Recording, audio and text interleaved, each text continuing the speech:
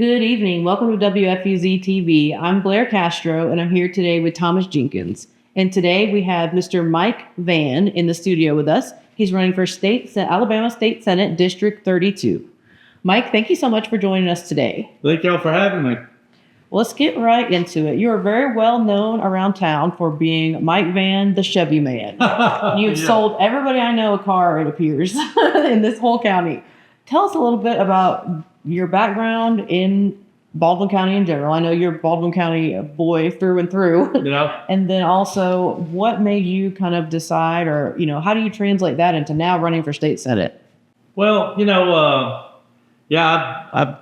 I'm 71 years old and I've been in Baldwin County and since as long as I can ever remember. So, my dad was in the Navy and we did travel a little bit, but as an adult, we come back to Baldwin County when I was in the 10th grade. So but we traveled, and when Dad was in Vietnam, we built a house in Loxley. So we were there for like the 4th, 5th, and 6th grades. And then, when we left and I come back as in my 10th grade year, we've been all over the United States. We never actually lived away from, abroad. We stayed right here close. Of course, I was one of those kids that didn't have a silver spoon to put in my mouth. I had to work for everything I could get. I can remember I wanted a green banana seat bicycle. It was $24, and my dad said, "You're just gonna have to cut a lot of grass to get that thing." I said, "Well, yeah, you're right." And I got it, but through work and pushing, I don't mind working. I love to work. And then in 1965, I went with my dad to buy a new car, and that was the turning point in my life. When we walked out there, Dad had a new car, and he said, "What are you smiling for?" I said, "This is what I'm going to do whenever I grow up. I'm going to be a car salesman."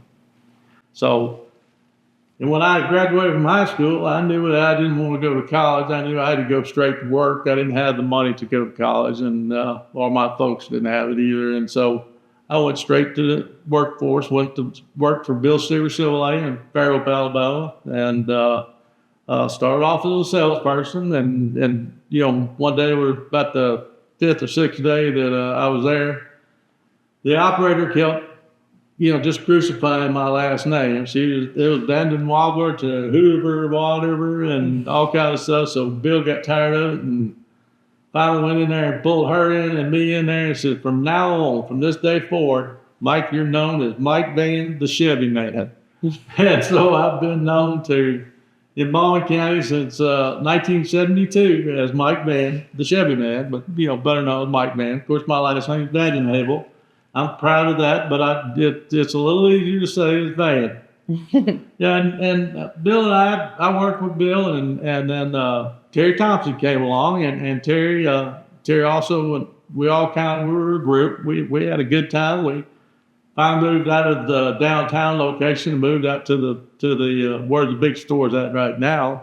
And Terry got that, and then I moved on to Mike Van Chevrolet in Vandenheuvel. Well, actually, it was Massey Brothers Chevrolet at the time, and when I bought in, I had to go through the executive general manager's course through GM to be approved to be a Chevy dealer, and got through that. And in 1998, I think it was. It might have been 99. I'm not exactly positive, but we got through that, and we changed it from Mike Van's Massey Brothers Chevrolet to Mike Van Chevrolet.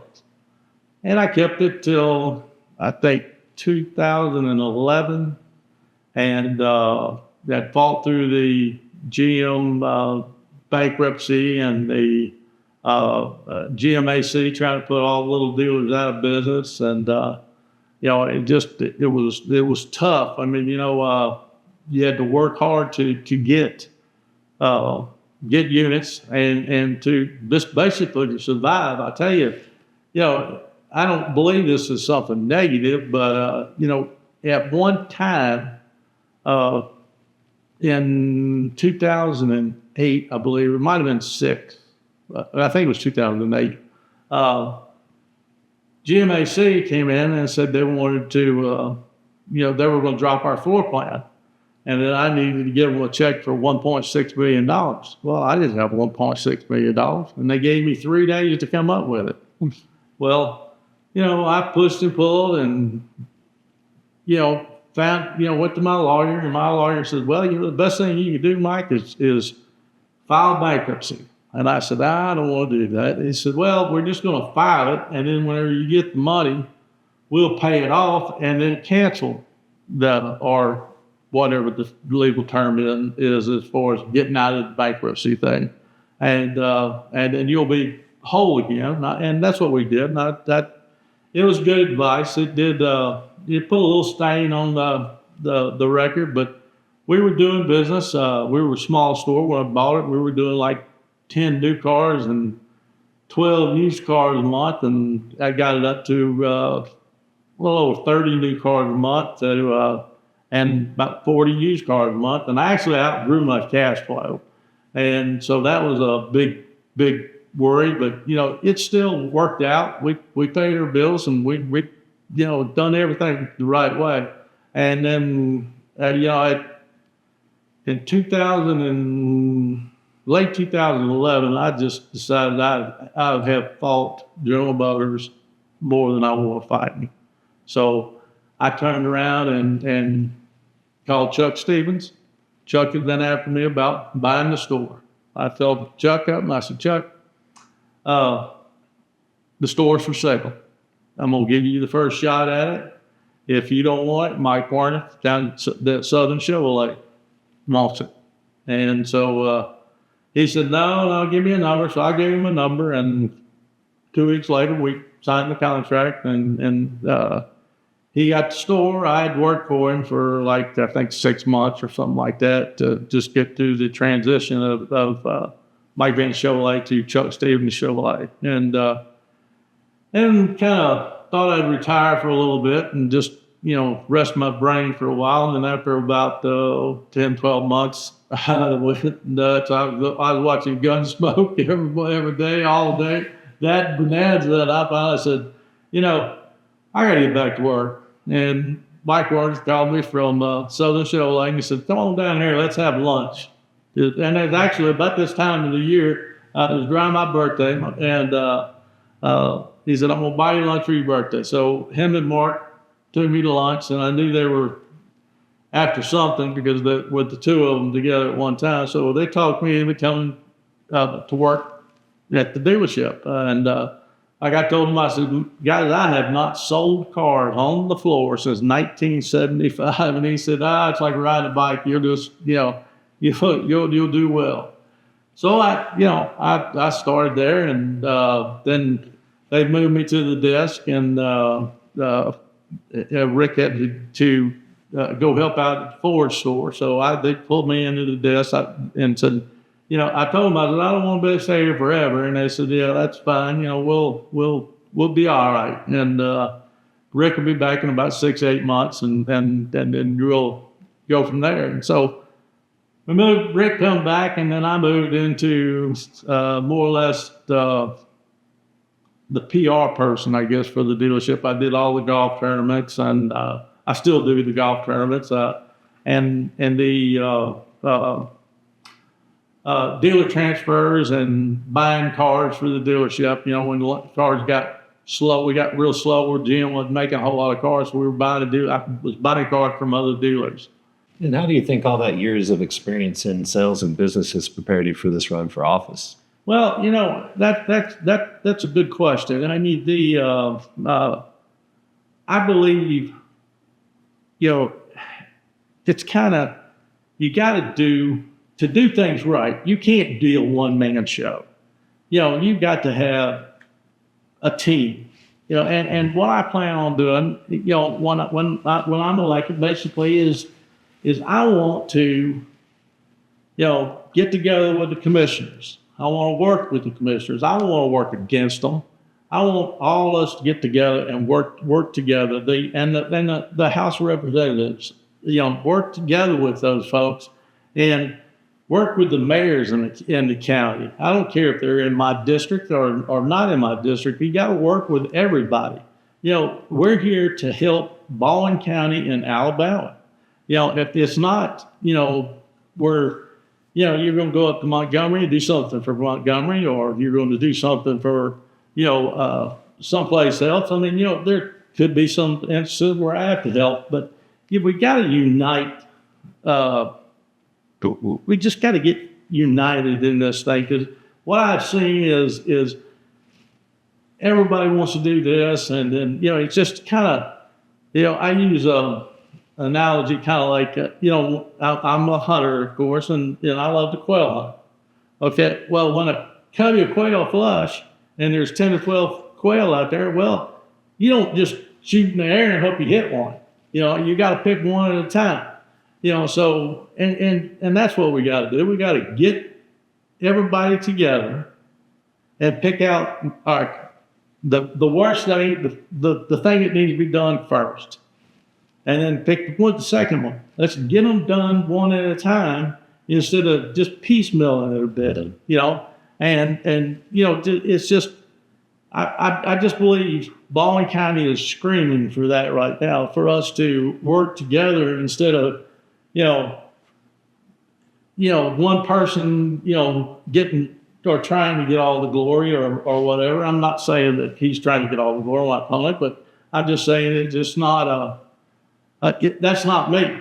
I mean, I want to be for the people, and because I'm not going to be a politician. I don't care how long I stay, and I'm not going to be the kind of person that, well, if you'll scratch my back, I'll scratch your back. Well, no. If it's good for Baldwin County, then I'm going to do it. But that's it. How do you feel about responding to constituents? Because I think that's one complaint I hear a lot right now, is that our representatives and our senators aren't very responsive. I know I personally have reached out a lot of times and have yet to get an email or call back. What would you do if you were in office in that position? I know it's hard to get back to everybody, but what are some things you might think of? Well, Blair, that gets me back to the car business. My number, I've had the same number, 251-978-5858, since 1992, I believe. And I've had the same email address of Mike Van Chevrolet at AOL.com. Now, how many AOL accounts do you hear of anymore? And I am very easy to get a hold of, because, in the car business, that's your livelihood. You've got to make sure people can get to you and you get back to them. Because, it's just like at the dealership. A lot of people will say, oh, my God, so-and-so's calling me. And, well, then I go to them and I say, look, guys, just call them back. If they've got a problem, we'll get it fixed. But they may have somebody want to buy a car. And it's, a lot of phone calls could be bad, but they could be great. But you got to work. You got to make yourself accessible. And I will always be accessible. Follow up on every lead, because you never know, it might be something really good and helpful for everybody. It might be like a great idea, a great bill.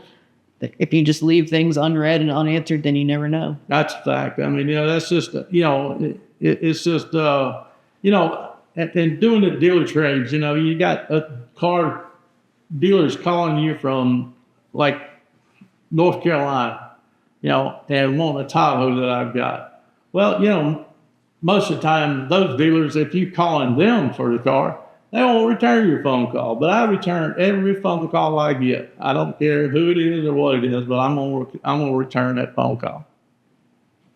I think that will make a big difference to people. Another question I wanted to ask about, when you were talking about unity, I totally agree. I think there's a lot of competing interests going on right now between different segments of the district or the county. You were talking about prioritizing things, figuring out what needs to be addressed first. What are some priorities right now that you're hearing from people that they think are the most immediate needs and the things they seem to care about? Well, one is transparency. Basically, tell us what's going on, kind of thing. Because if you don't research it, the average person does not know what's happening in Montgomery.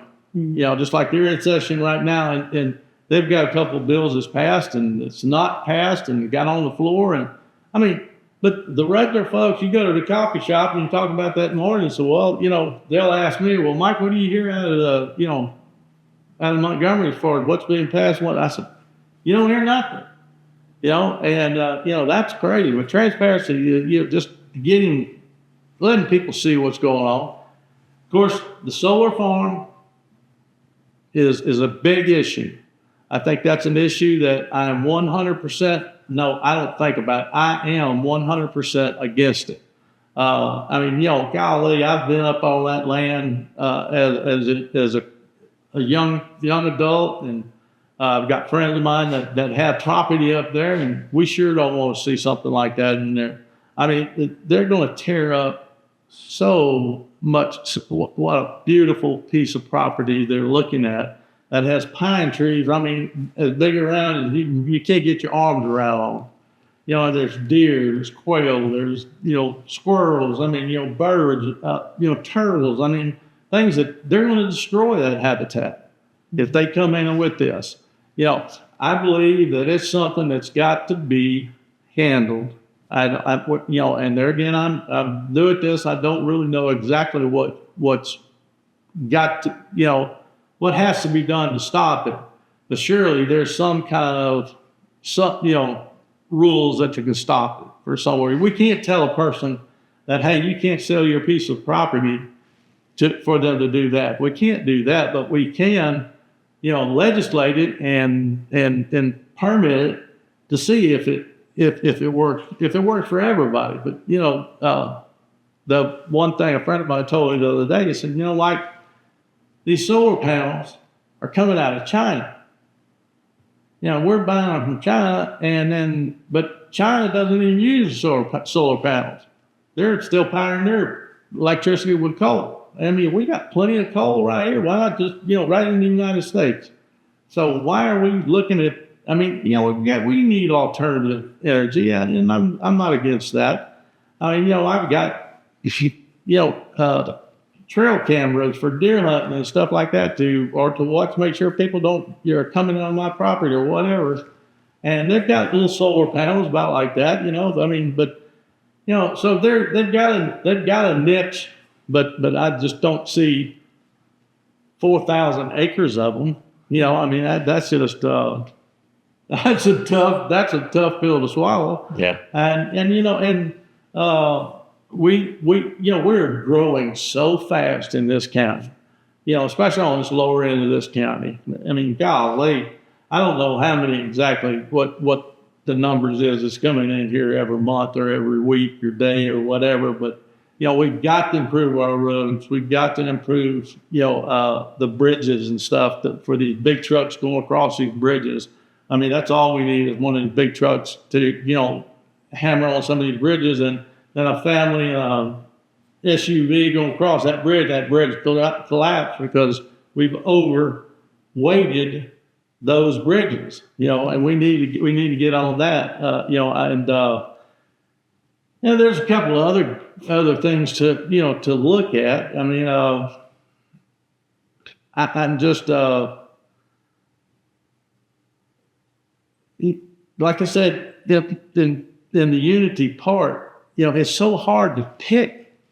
There's like 10 things that you could work with, and some of them are easy things to pick with, but some of them are not. Law enforcement. Gosh, I'm 100% behind law enforcement. 100%. Like I said, I'm a hunter, so I've got guns. I'm not going to let nobody take my guns from me. I mean, it says it right there in the Constitution. You can bear arms. So I'm pretty good on that. But there's other things there are bigger issues for Baldwin County and Alabama that doesn't have to encompass the whole United States. I mean, that we'll leave that to the big boys. I just got to worry about our county and Alabama. Has anybody put forth to you the idea of increasing our food independence and our agriculture instead of developing data centers? Well, it was funny you asked that because I've got some farmer friends that, I asked them, I said,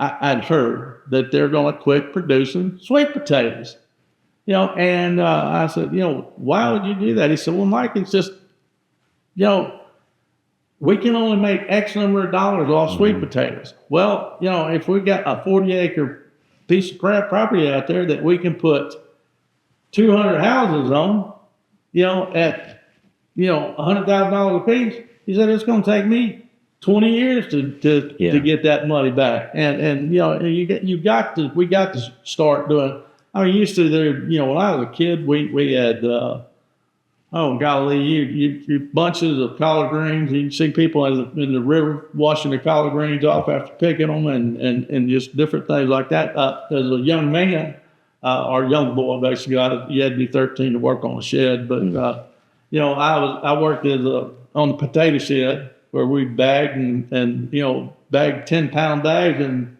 20-pound bags of potatoes or 50-pound bags of potatoes. And I worked on the corn shed where we big crates of corn.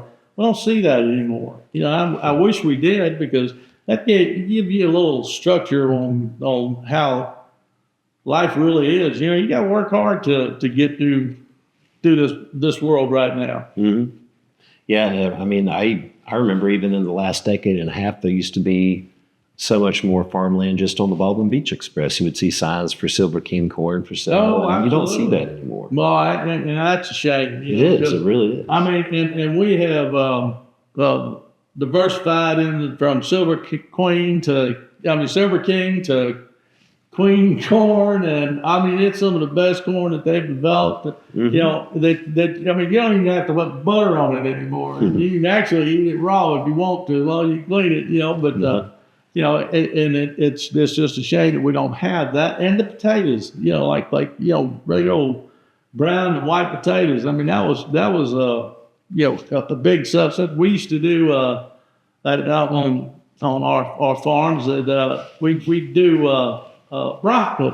Mm-hmm. We were selling broccoli, and that was fun to figure it out. We had to beat the deer off of them, but they were tearing up the broccoli. But and then when of course the other stuff that we looked at hydroponic years ago, and we looked at that, and it just didn't. It was before time, before time, and then but farming. It's still a good thing. We don't have farmers that are milking cows anymore. I don't even know where a dairy is at anymore. Yeah.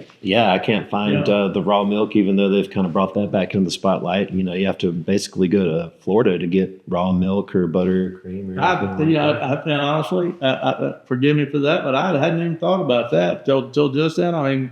Yes, I've got cousins. We used to get up early in the morning, pull the cows in, milk them, and then try to go in and take a quick shower and run to school. Mm-hmm. And it was fun. But that was back when I was 10, 11, 12 years old, 13 years old. It was hard work, but it was fun work. Yeah. It was fun to get up at 4:30 in the morning, jump on a horse, and go out there and round up cows, and then get in there and wash their udders off, so they put them on the milk machine, and and then brought them out and go get them again the next day. Next afternoon. Yeah, I think that's what a lot of people are forgetting about is the high quality land. That was one of the issues when development of the Stockton area came up last time. It's not only wetlands, it's high quality wetlands. We have high quality earth and soil here in the state and a great growing zone. So I don't know why we're not exploiting that instead of just paving over it or putting solar panels. I agree with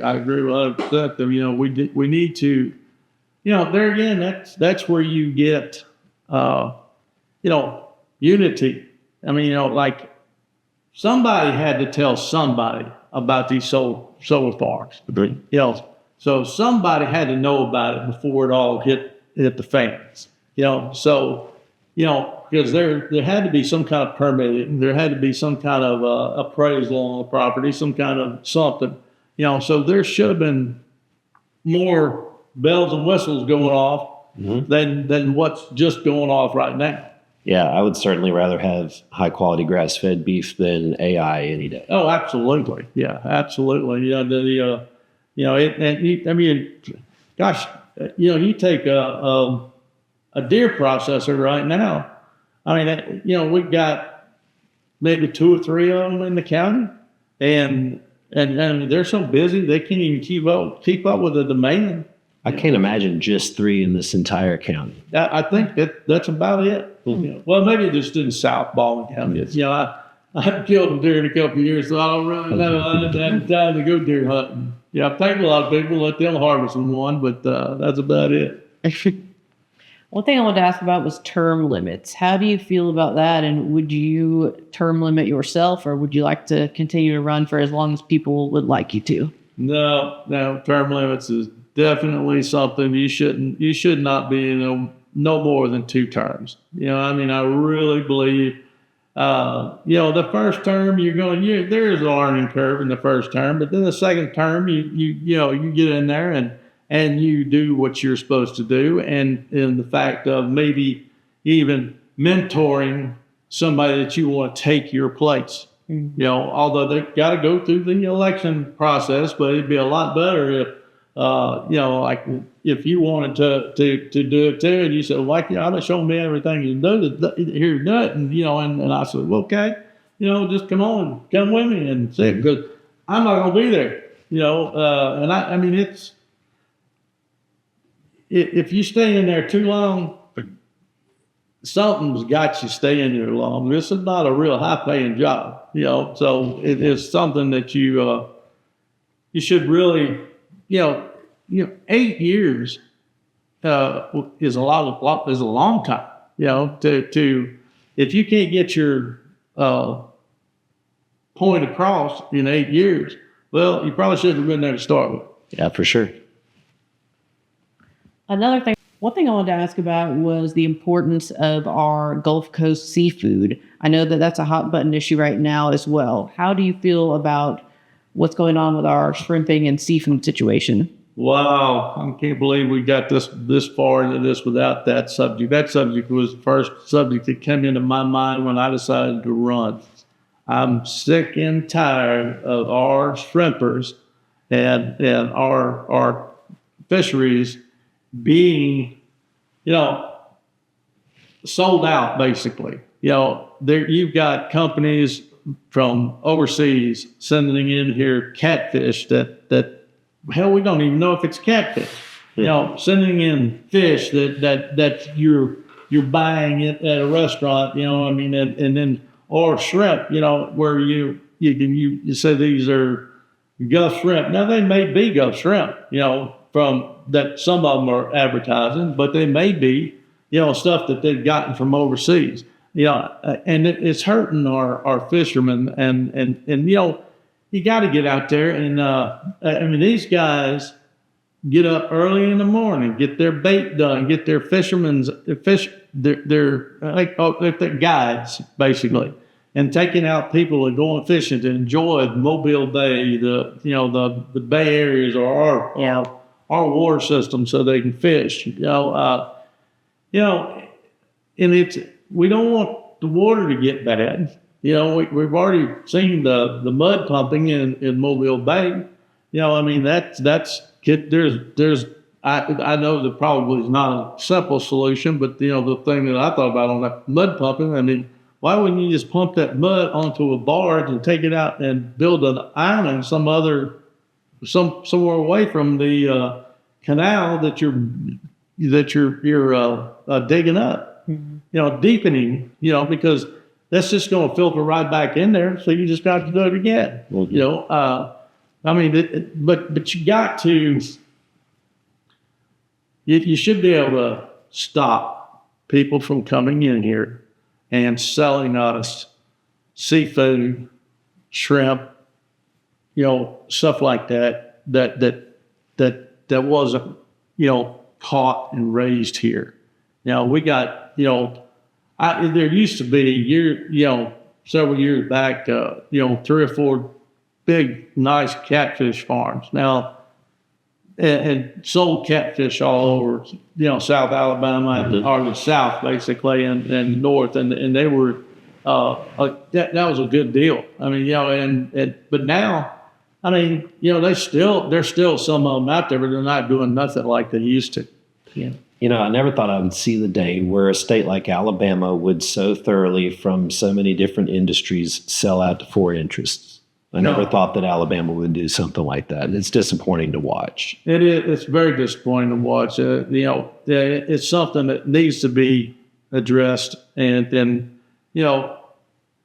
I don't know that I'm the person that can get it done, but I'm sure I'm the person who can. Since you said muddy it up to where somebody will pay attention to it. So you'd say you'd definitely be accessible and do your best to address issues like selling out to China and things like that. That seems to be. I don't think a foreign country should be able to buy any part of any part of the United States. Mm-hmm. That's crazy. For us to sell our land to them. We can't go over there and buy land, so why are we letting them come over here and buy land? Yeah, it blew my mind back in the early 2000s. I worked at a Honda plant in Marysville, Ohio, and it was a Japanese piece of land. And for some reason, I don't even know what the legalese of all that was, but basically when you stepped onto the Honda plant property, you were under Japanese law. And I could not understand how a foreign nation, much less one that we've been to war with, could establish a plot of land where they applied their law and not U.S. law. Yeah, well, you're basically talking on my head there. But, I really, it's something that needs to be addressed, of course, on the higher levels. We can't do that as a state senator or whatever, but we can sure, like I said, muddy the water up enough to where, some of our federal, our U.S. senators can get after it and find out what's happening with it. I know that we've got a new governor going to be in and I don't know, it'll be Tuberville or it will be whoever his opponent is, but I'm hoping it's Tuberville. I'm Republican all the way. And I think he'll do a good job for us, because he stood up to Trump for a little while there. So, he'll stand his ground. I believe it all will be done. Yeah. How do you feel about a lottery? I know that's a hot button issue right now in Alabama. A lot of people are, clamoring for a state lottery. Well, there again, you got to get, what I think doesn't matter. It's what everybody thinks. That's the kind of thing that you sit down with everybody on and put it together, and okay, it is, if everybody wants it, if there's 10 of us say they want it, and or 10 people that are on the panel and 8 of them wants it, but the other 2 doesn't want it, well, let's talk it out. It's kind of like being on a jury. Is the guy guilty or is he not guilty? Well, let's talk it out and see what's best for Alabama, best for Baldwin County, best for our constituents. It is the lottery good for us? And it's I don't know how Florida's doing or Mississippi's doing or, Georgia. We're surrounded by lotteries. We're spending a lot of money over in other states, giving them money, and we could be putting that in our own pocket. I'm not saying that I am or am not for it, but it'd be something to discuss that would at a later date that would be something that everybody needs to be on board with. So the people should ultimately decide. Absolutely, the people should decide on that completely. So one thing we noticed too, when you're going back to when you were talking about infrastructure, is the traffic here has increased exponentially because I think it's like 6 people a day are moving here, or even more than that. I forgot. Maybe it's like 30 people are moving here a day. It was some number in between that range. It's a lot of people and there's a lot of traffic, and we complain about it constantly because it's very bad. And I think that is something that our state senators could work on, because when we go to our local government, they'll be like, we'll talk to the county, and the county will be like, talk to ALDOT, and they'll just kind of pass the buck back and forth between the agencies. So I think it would be nice to have a senator willing to facilitate that kind of communication to help us get some of the traffic issues clogged. Well, you're right. And there again, if it falls on my desk as a senator, there again, you've got to get together and find out why we're not getting this handled. I saw a post previously about how you back the blue, which you are Republican, so I mean that's pretty consistent across the board. But what are some things you would do, and how do you feel about supporting our law enforcement and public safety officers here in general? Oh golly, they're our protectors. I mean, they're the ones who protect us from the bad guys or bad people. You can't say guys anymore because you got to say bad people. But they need to be trained and equipped, and to the hilt. Every one of them should be just completely 100% trained on how to do stuff. Now, and it's just like me, for instance, I'm not trained to do this job yet, but yet you've got to go into it with a mindset to learn from somebody. There's always somebody who knows more than you. And that's where you gotta get that, into their systems, because you got cadets that, maybe all they do is patrol, and stop people for speeding or whatever. And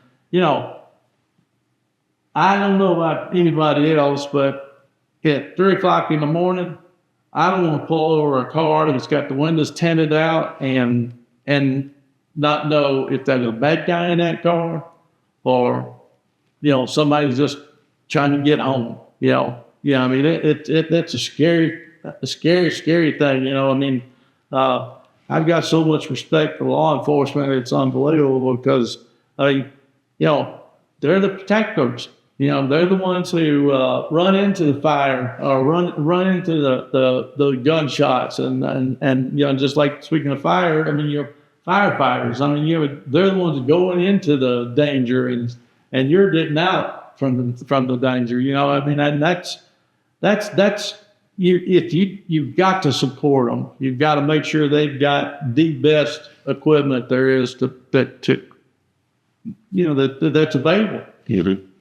Completely agree. Having done that 3 a.m. traffic stop by myself, it's not a comforting feeling for sure. No, I'm sure it's not. I mean, it's and vice versa. It's not a real good thing.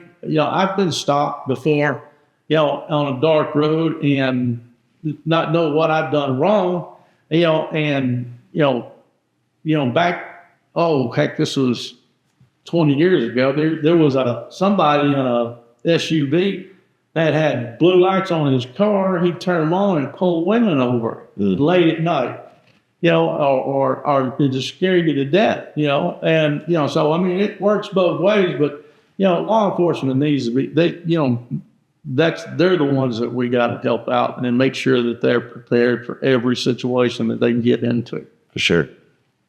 So let's say hypothetically there is citizens out there who have a problem with a bill and they're online or calling your phone, or they're like publicly calling for you to reconsider a bill or to think about it, in their point of view. How do you go about communicating with those people? And particularly if they're journalists per se, or the media, what would your communication style be with people like that? Well, and first off, you got to, once you find out what their concerns are, or their questions are, then you say, look, all right, give me 2 hours to find out what's going on. And I'll call you back within the next 2 hours. And if whether I've got an answer or don't have an answer, I'll get back with you on that. Because you can't hide from it. If there's a true question or, a bill that's out there that, they want to know about, and you're not really 100% sure about. So why not just make yourself 100% sure about it before you call the folks? You know, I mean, because they voted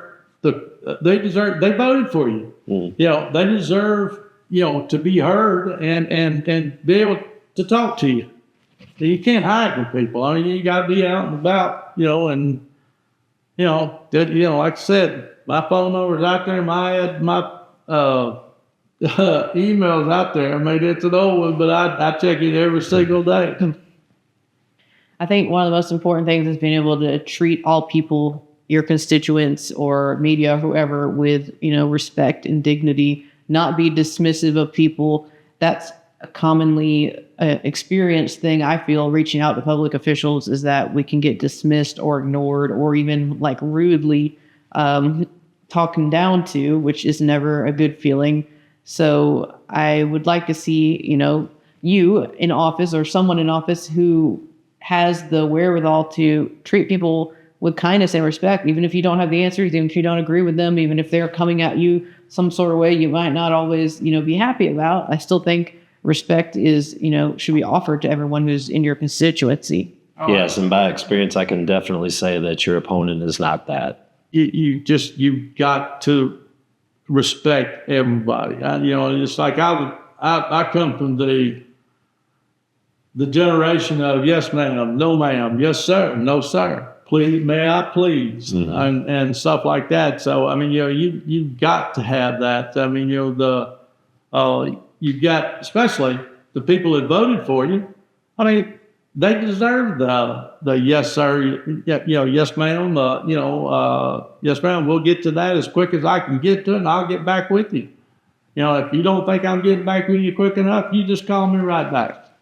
I don't have a problem with it. I promise you that returning phone calls is something that is just in my DNA because of the car business. I mean, you know, if you don't get back with people on cars, you're in trouble. Now, have I forgot about people that call me up and say, I want this yellow VW Bug, you know, and I never could find it, so I might have not called them back for something like that. But, you know, it's not because I was disrespecting them. I just never did find them. Well, Mike, thank you so much for joining us today at the studio. If you want to learn more, you can visit www.mikevanforalabama.com. Look up Vote Mike Van on Facebook, and you can donate, read more, and learn more about the campaign. Thank you so much for coming in today. Thank y'all for having me. Yes, sir.